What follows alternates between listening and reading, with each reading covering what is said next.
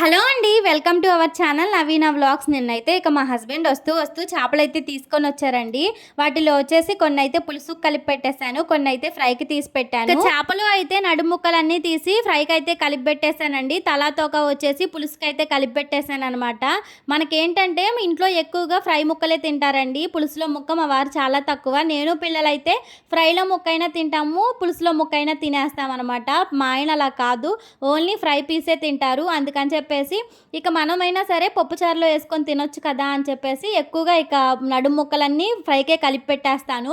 పులుసులో అయితే ఎక్కువగా వేయనండి. దీంట్లో 2 ముక్కలు మాత్రమే తీసి పులుసులో వేసాను అనమాట. ఎందుకంటే మా అత్తయ్య వాళ్ళకి ఇచ్చి పంపిద్దామని చెప్పేసి 2 ముక్కలు ఫ్రై ముక్కలు, 2 ముక్కలు అయితే పులుసులో ముక్కలు ఇచ్చి పంపిద్దామని చెప్పేసి. మనం ఫ్రై చేసుకునేటప్పుడు తెగ అన్నీ వేసేన అవసరం లేదండి. కొంచెం అంత ఉప్పు, పసుపు, కారం, అల్లం వెల్లుల్లి పేస్ట్, కొంచెం అంత ఆయిల్, పచ్చిమిర్చి, కరివేపాకు, ఉంటే కొత్తిమీర, వీటి వరకు వేసుకుంటే సరిపోతుందనమాట. అంతకు మించి పెరుగు ఇవన్నీ వేయనవసరం లేదు.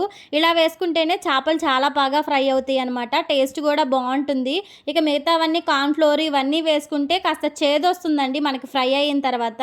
ఇంతకుముందు నేనైతే వేసేదాన్ని. తర్వాత నాకు అనిపించింది ఇవన్నీ వేస్తే చేదొచ్చేస్తుంది కదా అని చెప్పేసి వేయలేదు. ఇక గిన్నెలో మొత్తం తీసేసి ఒక బాక్స్లో పెట్టేసి ఫ్రిడ్జ్లో అయితే పెట్టేశానండి. కొంచెం సేపటి తర్వాత మా వారు వచ్చాక ఇక ఫ్రై చేసి ఇచ్చేస్తున్నాను అనమాట ఆయనకి. చూశారు కదా చక్కగా ఎంత బాగా ఫ్రై అవుతున్నాయో. మనకేంటంటే చేపలు ఫ్రై చేసేటప్పుడు ఎప్పుడైనా మూత పెట్టి ఫ్రై చేయండి. తెలియని వాళ్ళకైతే చెప్తున్నాను, తెలిసిన వాళ్ళకైతే సరే మూత పెట్టి ఫ్రై చేస్తే మనకి చేప బాగా ఫ్రై అవుతుందనమాట.